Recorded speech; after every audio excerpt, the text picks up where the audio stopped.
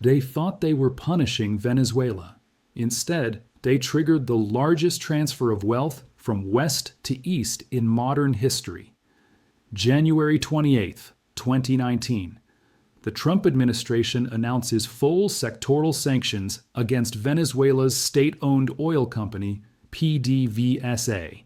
The goal was simple: cut off revenue to the Maduro regime, force regime change, restore democracy. Standard playbook. Economic pressure leads to political change. It's worked before. What happened instead changed the global balance of economic power in ways Washington never anticipated and still doesn't fully understand. Let me show you the chain reaction. Let me show you how one policy decision in Washington created opportunities that Russia and China exploited to fundamentally reshape commodity markets, monetary systems, and the architecture of global wealth. This isn't about Venezuela. This is about what happens when you weaponize the dollar without understanding the second and third order effects. The sanctions were comprehensive. No U.S. person or entity could do business with PDVSA. Venezuelan oil exports to the United States stopped immediately. The country that had been America's third largest oil supplier was suddenly cut off. Venezuela lost 500,000 barrels per day of export capacity overnight. That's 15 million barrels per month, 180 million barrels per year. At $50 per barrel, that's $9 billion in annual revenue gone. But oil wasn't the only Venezuelan export affected. The sanctions included provisions that restricted Venezuela's ability to conduct dollar-denominated transactions in international markets. This is where it gets interesting, because Venezuela doesn't just export oil. They export gold, coltan, diamonds, and significant amounts of silver.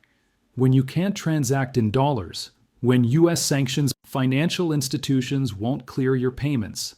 When SWIFT transactions get flagged, you need alternative buyers who don't care about U.S. sanctions. Enter Russia and China. February 2019, 1 week after the sanctions announcement. A delegation from Rosneft, Russia's state oil company, arrives in Caracas. Officially, they're discussing technical cooperation on oil production. Unofficially, they're negotiating a comprehensive resource extraction agreement that goes far beyond oil. March 2019. Chinese state-owned enterprises sign agreements to expand operations in Venezuelan mining sectors. Not just oil. Minerals, precious metals, strategic materials. The agreements include provisions for payment in yuan and rubles, bypassing the dollar entirely. This is the moment. This is when the wealth reallocation begins. Because what Russia and China understood, what Washington missed, is that sanctions don't eliminate supply. They just redirect it. Venezuela still has oil. They still have gold. They still have silver. They still need revenue. They'll sell to whoever can pay in a currency they can use. Russia and China could pay. And they negotiated prices that would have been impossible before sanctions. When you're the only buyers, you set the terms. Venezuela, desperate for revenue, agreed to deals that were extremely favorable to the purchasers. Below market rates, long-term exclusive contracts, priority access to strategic reserves. Let me show you the silver piece of this specifically, because it illustrates the mechanism perfectly. Venezuela's silver production was approximately 13 million ounces annually before sanctions. That silver was sold to refineries in North America and Europe at market prices through normal dollar-denominated contracts. The revenue helped diversify Venezuela's economy beyond oil. After sanctions, those contracts became problematic. U.S. refineries couldn't buy Venezuelan silver without violating sanctions. European refineries worried about secondary sanctions. The silver had to go somewhere. Russia and China stepped in as buyers, but at a 12% discount to spot prices. Venezuela accepted because they had no alternatives. But here's the crucial detail. Russia and China weren't buying this silver for industrial use. They were buying it for strategic reserves. They were accumulating physical precious metals as part of a long-term strategy to reduce dependence on the dollar. The sanctions gave them an opportunity to acquire massive quantities at below-market prices while simultaneously weakening Western access to strategic materials. Over the next 3 years, 2019 through 2021, approximately 38 million ounces of Venezuelan silver flowed to Russia and China, not through visible official channels, through a complex network of shell companies, offshore refineries, and state-owned enterprises operating in jurisdictions beyond U.S. oversight. The silver was rebranded, reprocessed, and integrated into strategic reserves without appearing in Western commodity tracking systems. 38 million ounces. At an average price of $22 per ounce, that's $836 million in silver. But the real value wasn't the dollar amount. The real value was the strategic repositioning. Russia and China were building precious metal reserves while the West was losing access to supply. The sanctions accelerated a process that would take decades under normal conditions. But silver was just one component. The same pattern played out across multiple sectors. Venezuelan gold production, approximately 30 tons annually, redirected to Russia and China. Coltan, used in electronics manufacturing, redirected to China. Rare earth elements, critical for defense applications, redirected to China. Every strategic material Venezuela produced became a tool for Russia and China to strengthen their position while Western nations imposed sanctions thinking they were weakening Venezuela.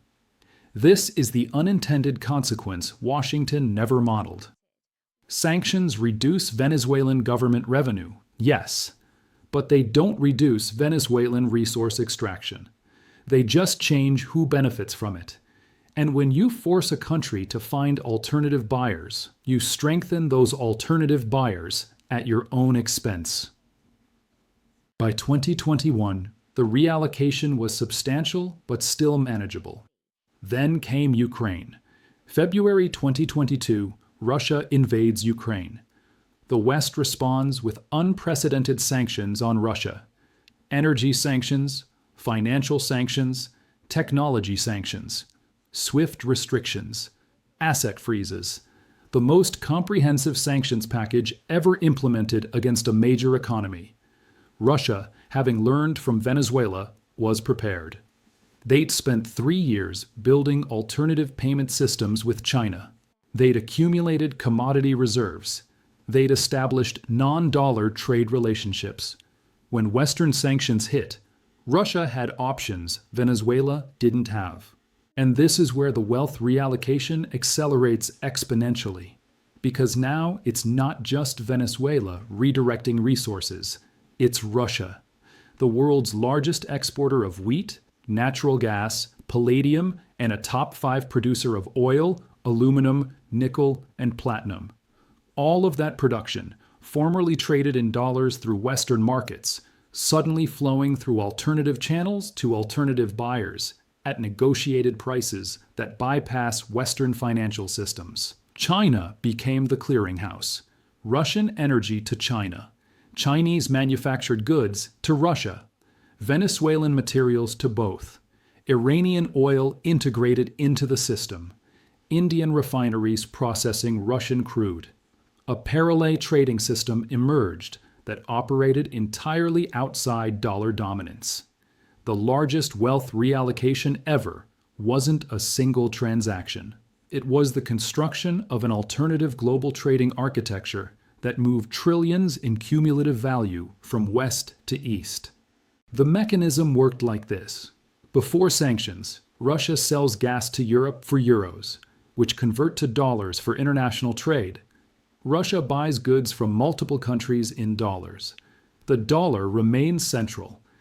After sanctions, Russia sells gas to China for yuan, uses yuan to buy goods from China directly, sells commodities to India for rupees, trades rupees for yuan, or uses them to buy Indian goods. The dollar becomes optional. Every transaction that used to flow through dollar-denominated markets now flows through alternative systems. Every commodity purchase that used to benefit Western traders now benefits Eastern traders. Every financing arrangement that used to involve Western banks now involves Chinese or Russian banks. The cumulative effect over 3 years, 2022 through 2024, is a reallocation of approximately $2.1 trillion in annual trade flows from Western-centric to Eastern-centric systems. $2.1 trillion. That's not money that disappeared. That's money that changed hands. That's wealth that used to accrue to Western financial institutions, Western commodity traders, Western shipping companies, Western insurance firms, now accruing to their Eastern counterparts. Every year, compounding, building alternative infrastructure that becomes more efficient and more independent with each passing month. The Venezuela sanctions were the proof of concept. They showed that sanctioned countries could survive by redirecting resources to alternative buyers. They showed that Russia and China would pay for strategic materials, even at premiums, if it meant weakening Western access. They showed that the dollar's dominance wasn't structural, it was conditional on access. The Russia sanctions were the scaling event. What worked for Venezuela's $9 billion in annual oil revenue now worked for Russia's $300 billion in annual commodity exports. The alternative system went from pilot program to fully operational parallel economy. And here's what makes this the largest wealth reallocation. It's not reversible through policy. Once the infrastructure is built, once the relationships are established, once the pricing mechanisms exist, they don't disappear when sanctions end. Russia will continue selling to China even if sanctions lift, because the terms are negotiated directly without Western intermediaries taking spreads. Venezuela will continue selling to Russia and China even if U.S. policy changes, because they've learned that dollar-dependent relationships are vulnerable to political decisions. The sanctions didn't just redirect current trade, they fundamentally altered future trade relationships. They created parallel systems that will compete with Western systems indefinitely. They showed every other country watching that dollar dependence is a strategic vulnerability. They accelerated de-dollarization faster than any Chinese policy initiative could have achieved. Let me put the numbers in perspective. $2.1 trillion annually represents approximately 2.5% of global GDP, moving from Western-oriented to Eastern-oriented trade systems. That's equivalent to the entire economy of Italy switching sides. Every year. The cumulative effect over a decade is $21 trillion in redirected economic activity. That's more than the entire U.S. national debt. That's wealth reallocation on a scale that changes the balance of global economic power. And it started with Venezuela. One sanctions decision, one assumption that economic pressure would force political change, one miscalculation about second-order effects. The U.S. wanted regime change in Caracas. What they got was an alternative global trading system that weakens dollar hegemony. The policymakers who designed these sanctions were focused on the target country. They were modeling regime stability, popular unrest, economic collapse. They weren't modeling how sanctioned countries would respond by building alternative systems with America's geopolitical competitors. They weren't considering that every country pushed out of dollar markets would strengthen the countries willing to trade outside those markets. This is the hidden cost of sanctions. The visible cost is the impact on the target. The hidden cost is the strengthening of alternative power centers. Every time the U.S. weaponizes the dollar, it gives Russia and China an opportunity to demonstrate that trade can happen without dollars. Every time access to SWIFT is restricted, It accelerates development of alternative payment systems. Every time sanctions are imposed, it makes the dollar slightly less indispensable. Venezuela was the test case. Russia was the scaling event. But the real question is, what comes next? Because if sanctions can redirect 2.1 trillion in annual trade, what happens when they're applied to larger economies? What happens if China faces comprehensive sanctions? That's not 2.1 trillion in reallocation. That's potentially 10 to 15 trillion. That's a complete restructuring of the global economy. The US moved against Venezuela, thinking it was a regional policy decision. It wasn't. It was the first step in the largest wealth reallocation in modern history. And the reallocation isn't finished. It's still happening. Every day, every transaction, every commodity flow that used to go west, now going east. The empire that sanctions built isn't the American empire. It's the alternative empire that filled the vacuum sanctions created. They thought they were punishing Venezuela. They ended up building the economic infrastructure that may eventually replace them.